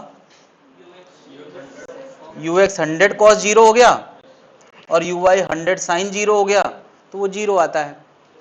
फिर बता यार टाइम ऑफ फ्लाइट के लिए हम लोग वर्टिकल डिस्कशन करते थे या हॉरिजॉन्टल? वर्टिकल। बिल्कुल बेसिक से चल रहा हूं, कोई फॉर्मूला मुझे नहीं पता है। क्या लगाते थे? S equal to u t plus half a t square. यानी हम इसके वर्टिकल कंपोनेंट का डिस्कशन करने वाले हैं। ये 1 किलोमीटर ऊंचाई पे है। बता S की जगह क्या लिखें? यार एकदम शुरू से स्ट्रेट लाइन मोशन शुरू करते हैं। -1000, uy कितना? 0 और a कितना? -10 इंटू टी स्क्वायर। यार एकदम स्ट्रेट लाइन मोशन से शुरू किया हूं, कोई फॉर्मूला नहीं। तो टाइम का आंसर आ गया √2h/g। पता भी है तुम्हें 2h/g, लेकिन मैं नहीं सीधे लगा रहा हूं क्योंकि यार तुम्हें ये सब भी तो संभालना है। याद रहे अच्छी बात है बट अभी नहीं। 2 × 1000/10, तो ये पता है कितना आ गया? 10√2 सेकेंड। कितने लोग आ गया यार? टाइम आ गया। अब क्या लाना है? रेंज। तो रेंज क्या होता है? R बराबर Vx इंटू टी। तो Vx कितना है 100 और टाइम कितना है 10√2, तो ये कितना आ गया 1000√2 मीटर। क्या बात समझ में आ गई है?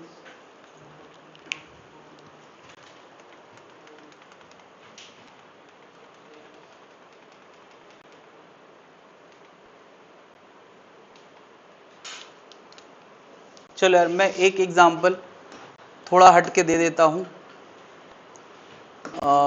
ये 100 मीटर का टावर है, 100 मीटर का है ना, और ये 100 मीटर पर सेकंड से नहीं 50 मीटर पर सेकंड से लॉन्च किया गया है 53 डिग्री के एंगल पर। ठीक है, हमें क्या क्या लाना है?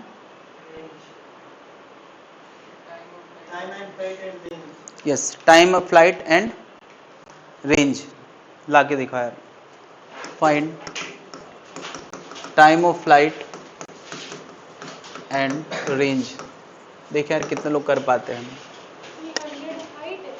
यस, भरोसा नहीं हो रहा है इतनी ऊंची टावर कहाँ से आ गई।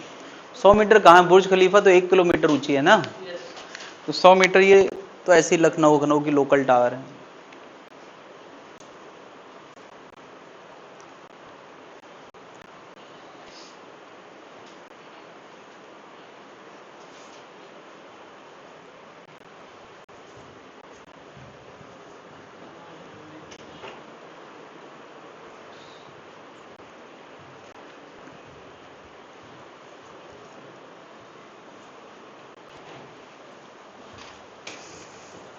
cos 53 sin 53 अगर किसी को ना पता हो तो मैं बता दूं।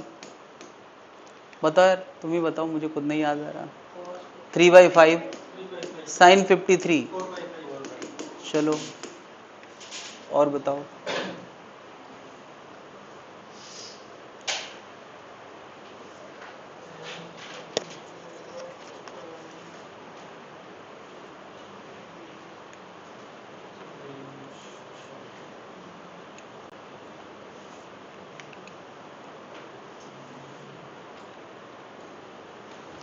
ये दवा प्रांजल छोड़ गया है, इसको नीचे रख लो, अपनी जेब में डाल लो, तो जब वो आए तो दे देना। आई होप कि तबीयत खराब वाली ही दवा हो, प्रतिबंधित दवाएं तो ना हो। हैं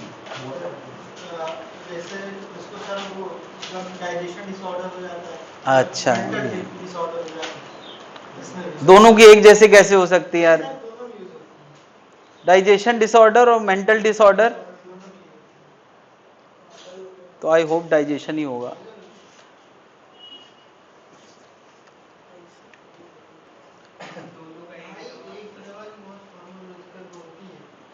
भाई तुम लोग यार पहले डॉक्टर बन जाओ तब दवा लिखना, ऐसे किसी के कुछ गलत दवा दे दी ना यार तो दिक्कत हो जाएगी। हाँ, बस सबसे पहले तुम्ही को ढूंढेगा वो।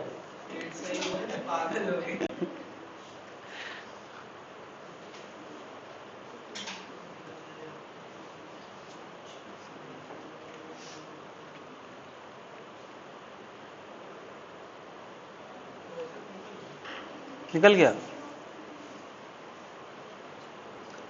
बढ़िया आंसर आ रहा है कि गंदा आ रहा है? मैंने प्लान किया बढ़िया आंसर आने का, इतना गंदा नहीं आना चाहिए। रेंज अंडरवुड में आ रहा है। टाइम का आंसर क्या है? क्या यार, मैंने बहुत कोशिश की थी अच्छा आंसर लाने की। मुझे बताओ इस बार इसके अंदर एक कंपोनेंट है या दोनों है? कितना आएगा? 50 cos 53 कितना आ गया है? हाँ 30 मीटर पर सेकेंड। और ये आएगा uy बराबर 50 साइन 53 और ये आएगा 4/5 यानी कितना 40 मीटर पर सेकेंड। तो यार ux 30 है, uy 40 है। तो टाइम ऑफ फ्लाइट के लिए हमें कौन सा डिस्कशन करना होता है? Vertical discussion. कौन सा फॉर्मूला लगाएं टाइम लाने के लिए? यार वर्टिकल शैडो ऊपर जाएगी फिर रुकेगी फिर नीचे आएगी, ये ना कौन सा फॉर्मूला टाइम लाने का? S = ut + ½ AT²। S की जगह कितना,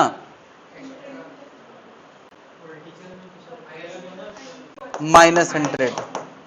यार ये सब साइन कन्वेंशन के हिसाब से। UY कितना, +40। A की जगह, बस इसको सॉल्व करना है। और रेंज कैसे आएगा, रेंज आएगा Vx × t। ये तो बहुत ही आसान है। Vx कितना आया है, 30, और समय यहां से जो भी आएगा उसको रखना है। समय बहुत बढ़िया आ रहा है भाई, किसी का आया बढ़िया समय? और किससे निकालोगे?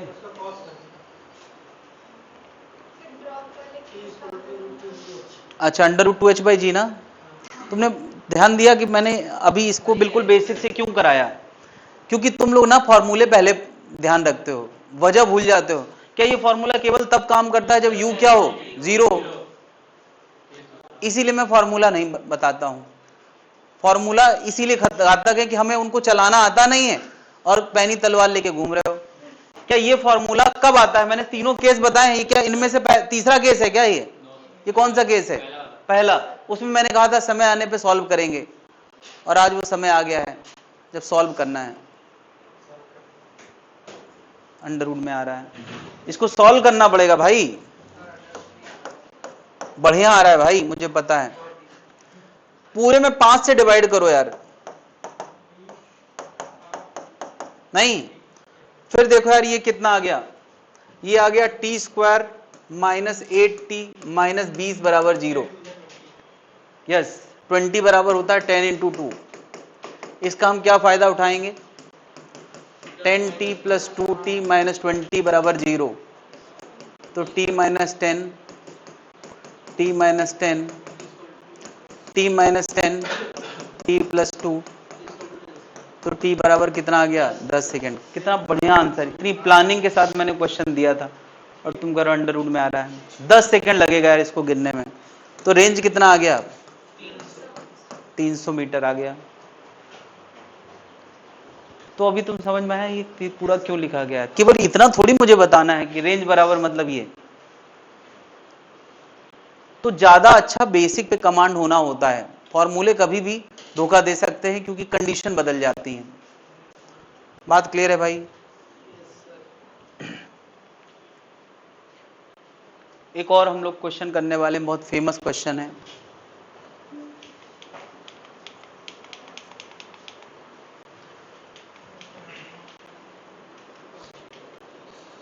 यस, ये लैंग्वेज है।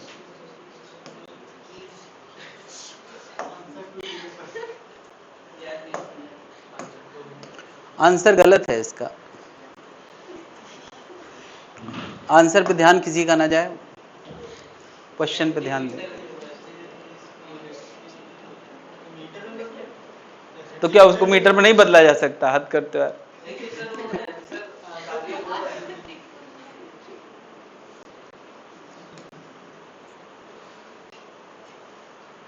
कहाँ है आंसर? आंसर लाना है। ये देखो यार, यहाँ क्वेश्चन मार्क लगा है।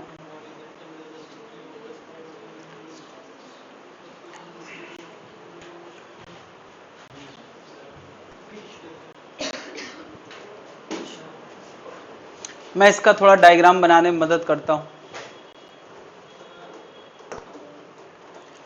ऐसा यार 3 सीढ़ियां हैं यार। तो देखो यार, ये जमीन है, 1 सीढ़ी, 2 सीढ़ी, 3। इसी को तो 3 बोलेंगे यार। 3 बार चढ़ना, 3 सीढ़ियां हो गई। हर सीढ़ी 10 सेंटीमीटर ऊंची है और 20 सेंटीमीटर वाइड है। 10 सेंटीमीटर ऊंची है, 20 सेंटीमीटर वाइड है। एक बॉल जो कि हॉरिजॉन्टली मूव कर रही थी, इधर से ऐसे सीधे मूव कर रही थी, और वो सीधे जमीन में गिरी है बिना स्टेयर को टकराए। देखिए यार, अगर बहुत ज्यादा स्पीड दोगे ना, बहुत ज्यादा स्पीड दोगे तो वो तो जमीन में गिरेगी ही। अगर स्पीड कम करते जाओगे तो जस्ट एक फोटो बनेगा जिसमें बस टकराने ही। तो V मिनिमम निकालना है, यानी हमें इस डायग्राम के लिए काम करना है। किस डायग्राम के लिए? जब वो टकराने ही वाला है, यार जब वो टकराने ही वाला है उसके लिए हमें काम करना है, और वो डायग्राम है ये वाला, तीसरा वाला। क्या ये बात जनता समझ पा रही है कि मिनिमम वेलोसिटी मतलब ये वाला डायग्राम है ना यार। तो हमें वी मिनिमम बताना है, कितनी वी मिनिमम से हम इसको लॉन्च करें कि बस वो टकराते टकराते रह जाए और सीधा जमीन में गिरे। मेरे ख्याल से इतना बनाने के बाद अब मैं उम्मीद करता हूं कि लोग मैथ्स लगा पाएंगे इसके लिए। क्या ये डिस्कशन किसी से मैच कर रहा है? किससे मैच कर रहा है? नहीं, हॉरिजॉन्टल बॉल गिरी है और यहां देखो ये टावर वाला केस नहीं है।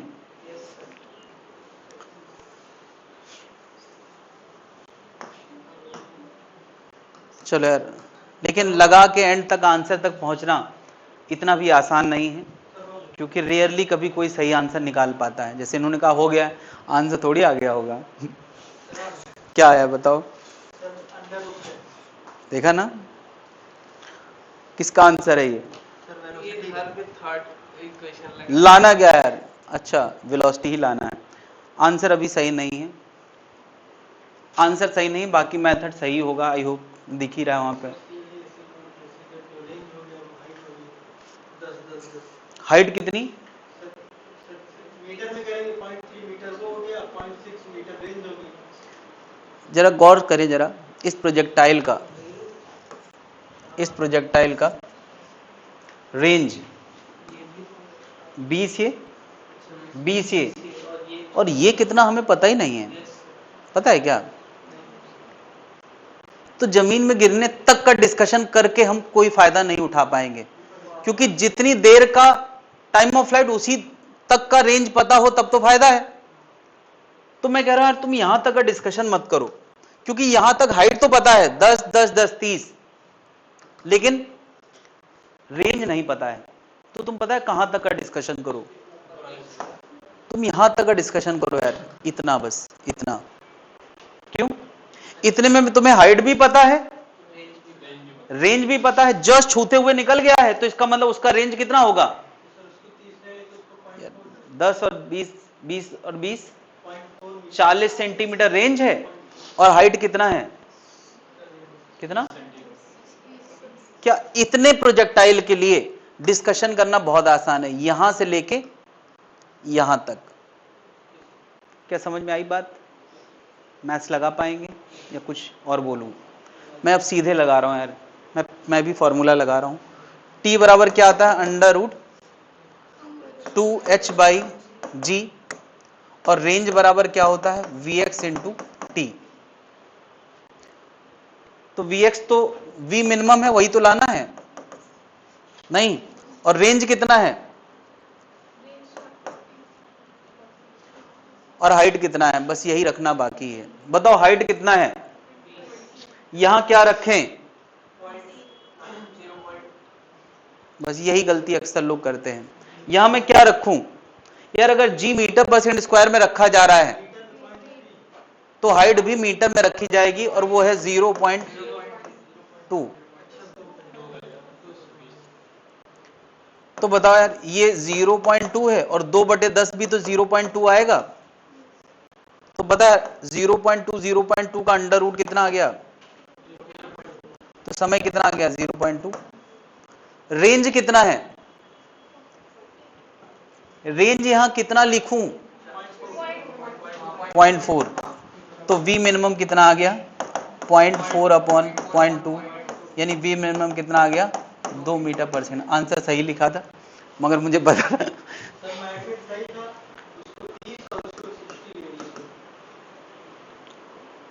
तो अभी समझ में आया क्या गलती थी उसमें, क्योंकि ये 10 थोड़ी, ये तो 20 थोड़ी है।